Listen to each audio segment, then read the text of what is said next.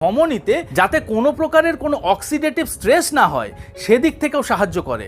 তাই আপনি যদি একজন হার্টের পেশেন্ট হয়ে থাকেন বা যদি আপনি কোলেস্টেরলের পেশেন্ট, আপনি কিন্তু নিয়মিতভাবে তুলসী পাতা খেতে পারেন আপনার হার্ট হেলথের প্রোটেকশনের জন্য।